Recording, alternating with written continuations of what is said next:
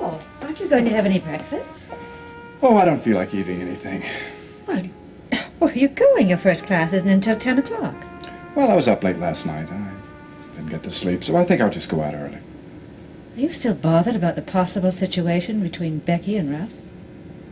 Situation? Is that what you call it? Seems more like an impropriety to me. How could they have done such a thing to Laurie? I don't understand how someone can treat someone that way. Not a best friend and a fiancé? Paul, calm yourself. Till you know what really has happened, you mustn't react in such a hasty manner. Are you trying to take back what you implied last night? No, that's only implications. Well, I just can't sit idly by, Helen. I've got to do something about it. I won't be able to rest until I do. What do you propose to do? I don't know yet. Suppose you do find out that Russ and Becky have been having some An affair? Behind Laurie's back? I'll confront Russ with it. Oh, Paul. No, you mustn't do that. That would be a mistake. Someone's got to do it, Helen. Not you. That's Laurie's business. Okay, you're right. I'll see Laurie first. But if it's true, I've got to say something to her. Oh, Paul, please, take my advice.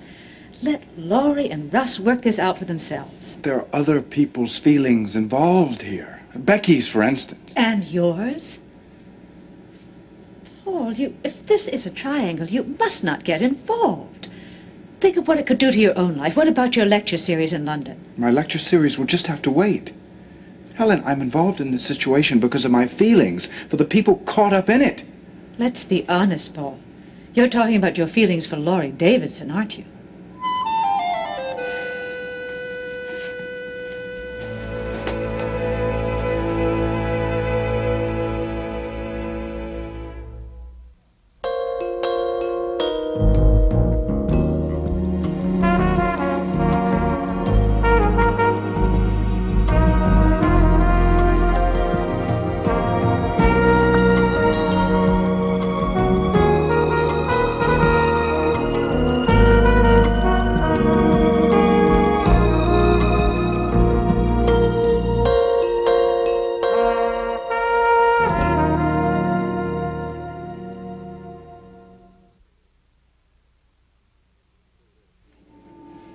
Listen to this, Diaz. Listen to this. This is to inform you that a shipment of heroin worth $100,000 is going to be smuggled on board a Dearborn Express truck to Philadelphia this Friday night. The truck will stop at about 7:30 at Gino's Diner on Highway 8A and Mill Pond Road. Check inside the spare tire. The driver doesn't know that the heroin is to be smuggled in the truck. He's been told to eat at the diner. The transfer will take place while he's inside. Do you think that's legit? Well, I don't know, but you can be sure we're going to find out. Bothers me. Why this note? Why right now? What do you mean, Captain? The mob just got hit with a waterfront raid. Think they'd slow down on their activity, lay low. A drug shipment right now just doesn't make any sense. Oh, I see. You think maybe it's a setup? For what? Maybe there's some trouble in the mob, some infighting. Well, whoever wrote that note, he sure knows what's happening inside. Bueno, when do we act? First things first. I want you to check on the whereabouts of Jeff Cummings. Now, Davidson told me that he disappeared when he was let out on bail. Now, he might not have written this note, but his disappearance could have something to do with it. Now, we don't know that until we investigate. In any case, once you find him, you keep him under surveillance, at least until this tip checks out. Right. Now, he might not have written this note. In any case, somebody else might think he did. And if somebody thinks that he squealed, opened up his mouth, they're going to come down pretty hard on him. If they do that, I want to get them before they get him.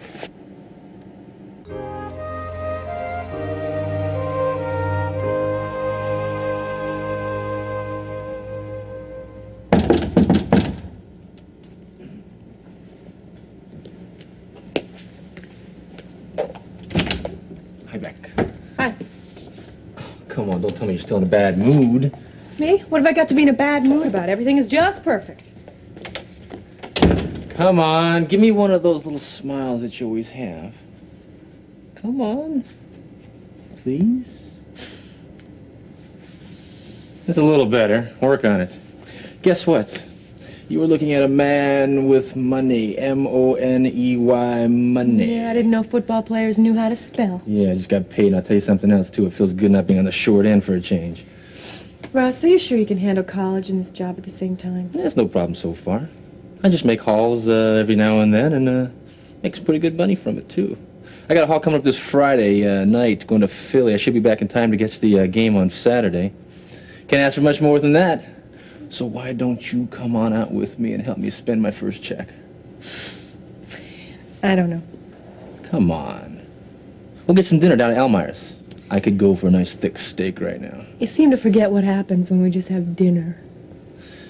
Becky, this is just a friendly night out and dinner. That's all. Yeah? Okay. Okay. But first, I gotta go to Francis and drop off a book. He's frantic. You got it. Come up by my room when you're done, okay? That'll give me time to primp. Catch you about half hour? Okay. Half hour. Bye.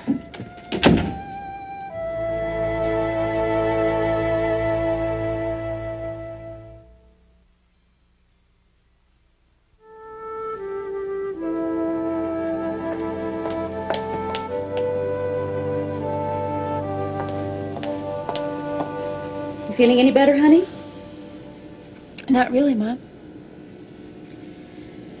Well, now that you know about Becky and Russ, I'm sure it isn't an easy thing to have to face.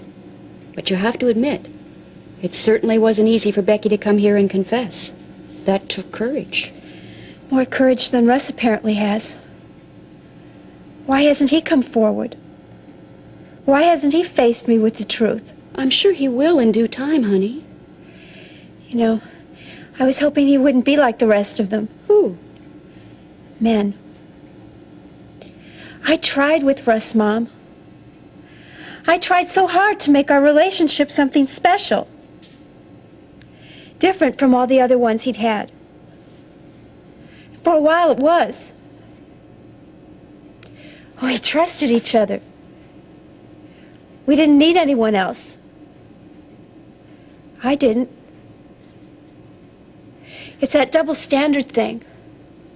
A man can do whatever he pleases, as long as he's discreet about it. It's socially acceptable.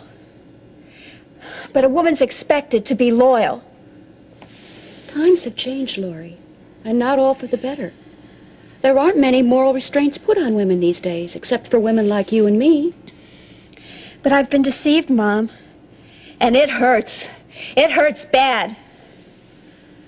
I know how it must feel, honey. Love is the strongest emotion we have.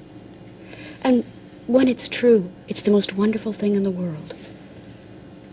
But when the one you love hurts you, whether he means to or not, it's the worst cut of all.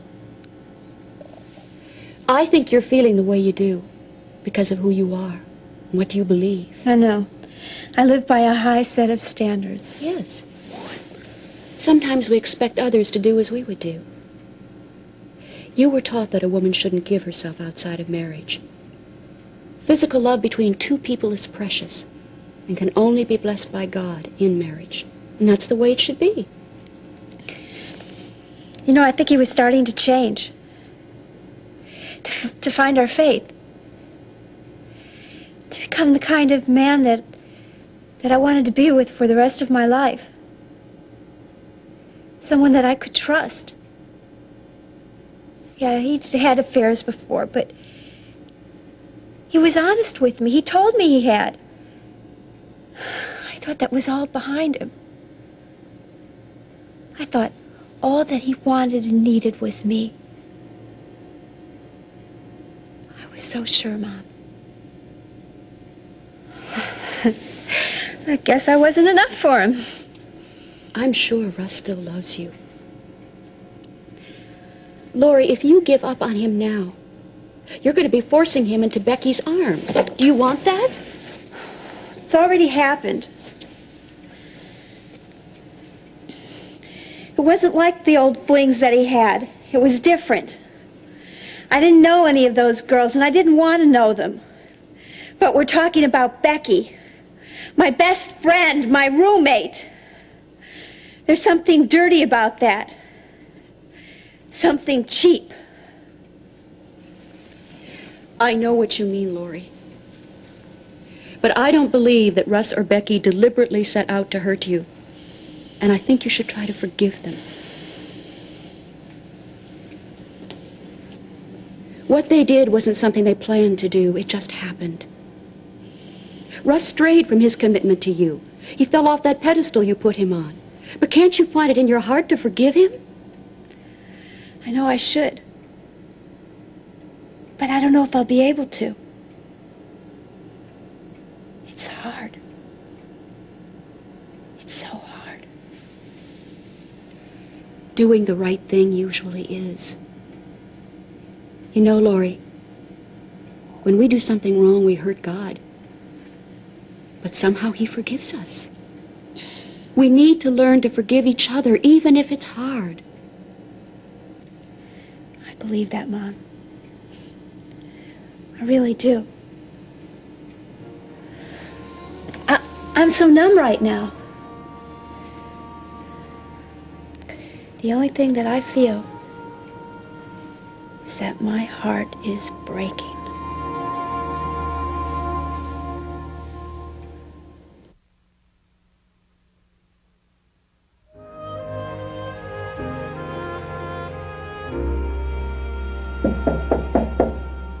Hey, I thought I told you half an hour. I'm not even ready yet. Yeah, Beck, give me a break, would you? Oh, Paul. I was expecting Becky, I'm sorry. Obviously. Hey, well, come on in. Make yourself comfortable, huh? Have a seat. No, I don't think I'll be staying. I'm not interrupting anything, am I? No, I'm just going out to get some dinner, that's all. With Becky. Yeah, with Becky.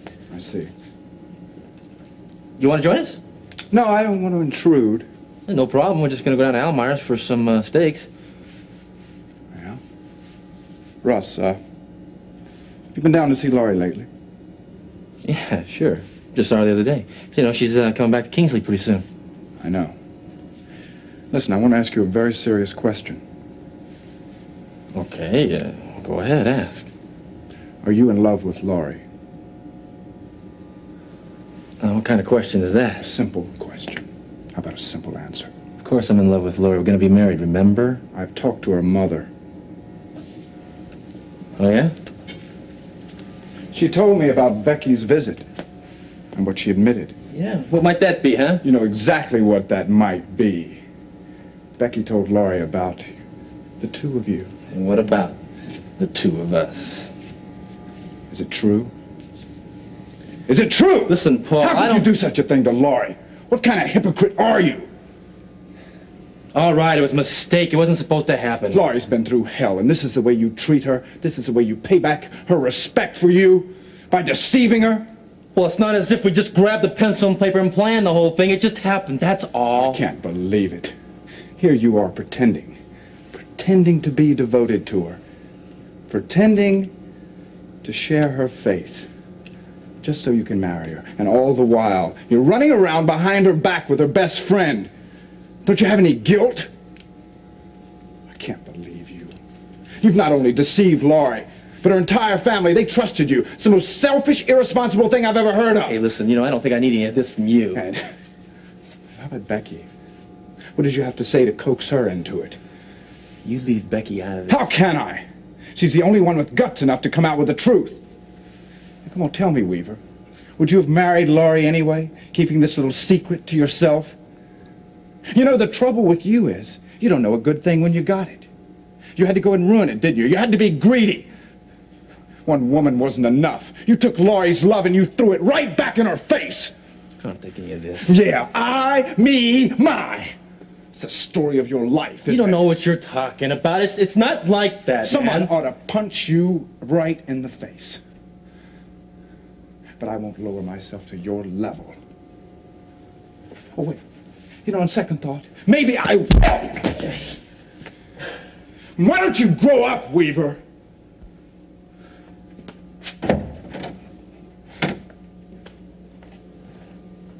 Why do I get the feeling I just missed something? He packs a pretty good punch for an English professor. What happened? I had it coming. He found out, didn't he? Yeah, he found out. Lori? No, he called Mrs. Davidson. She told him about your little visit with Lori. Oh, I've never seen Paul like that. Yeah, I knew it was building up to this. He's been in love with Lori for a long... Hey! Sorry. For a long time. I had that one coming to me, Beck. I'm the cause of everybody's trouble, man. I'm even my own worst Come on, enemy. Russ, don't say that. Come on. You can't blame yourself for what happened between us. I'm just as much to blame. I told Lori that. Yeah, but I should have been the one to tell her. Should have been me the one telling her the truth. I guess I'll just have to explain it to her. I guess that's it, huh? I guess that Lori and I are, through.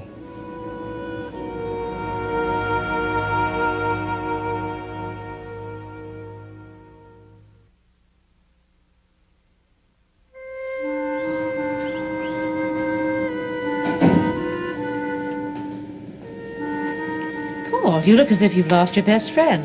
Not quite, but almost. Paul, I feel like such a complete fool. what happened to your pen? I banged it into Russ Weaver's jaw. You what? Oh, what a stupid thing to do. You had a fight with Russ? Not exactly a fight, I just knocked him down. Oh, Paul.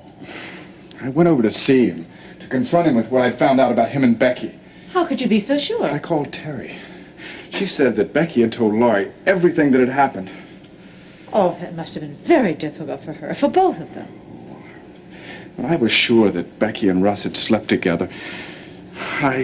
Well, I hope that you told him what was bothering you before you hit him. Oh, Helen, I feel like such an idiot. I tried to control myself. I wanted Russ to tell me exactly in his own words what had happened, but my emotions got the best of me. I saw red, I yelled at him, and before I knew it, I decked him.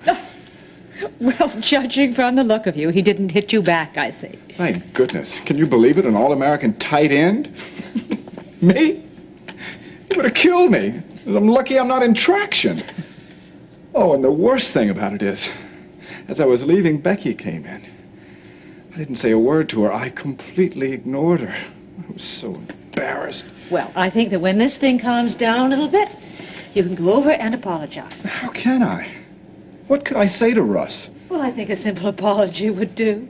Oh, why did this have to happen? This is the last thing in the world that I wanted. I'm supposed to be the man of reason, and here I am going around acting like a... Like a jealous boyfriend. Exactly. Oh, Helen. Love, jealousy, and infatuation, and the college professor turns into the campus idiot. Did Russ say anything at all? I didn't give him a chance to. In fact, I think I got the distinct impression that he was glad I hit him. Oh, well, that's very understandable. He probably is feeling very guilty. Under the circumstances, he probably felt he had it coming. Actually, I felt pretty good after I hit him. Now I feel like a jerk! Well, a little ice on that hand and a small glass of sherry should do wonders to restore the man of reason. Oh, thank you, Helen. From what, may I ask? For being here and being you.